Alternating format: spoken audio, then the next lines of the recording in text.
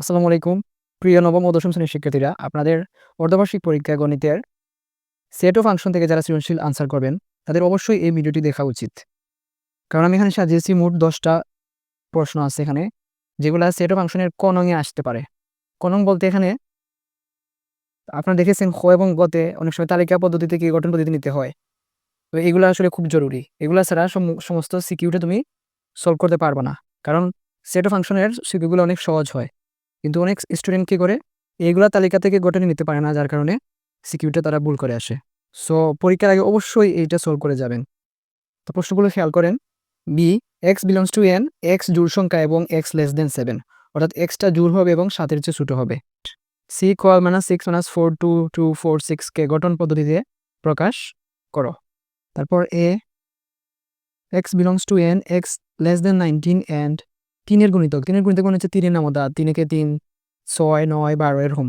সর্বোচ্চ এখানে 19 পর্যন্ত যাবে, 19 এর নিচে থেমে যাবে।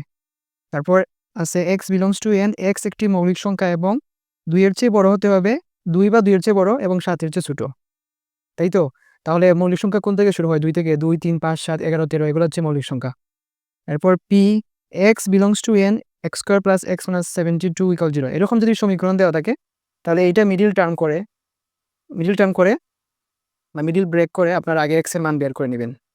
তো এক্স এর মান ইউ এর মধ্যে যেগুলো থাকবে সেগুলা এইখানে গিয়ে ইনক্লুড হবে। B, x belongs to N, 3 is less than or equal x, greater than or equal x and less than or equal 7 এবং এক্স মৌলিক সংখ্যা। এটা বুঝতে পারছেন। তারপর এটাই সেম আগের মতো, এইটার মতো, এইটাও সেম। এইটা এখানে ভাঙিয়ে এক্স এর মান 2টা পাওয়া যাবে।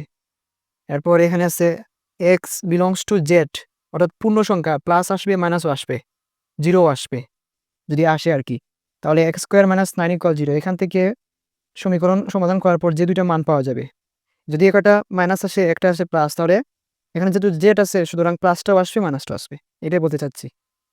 এগুলো করার পর তারপর কি করবেন, 2.1-এর আপনাদের অনুশীলনীর 1 নং-এর সবগুলো প্রশ্ন সমাধান করবেন। 4-5টা প্রশ্ন আছে এখানে, এগুলো সমাধান করবেন। আর এই সবগুলো প্রশ্নের যদি সমাধান চাও তাহলে আমাকে ইনবক্সে জানাতে পারো। তোমরা সুন্দর করে পরীক্ষা দাও। তোমাদের জন্য শুভকামনা রইল। আল্লাহ হাফেজ।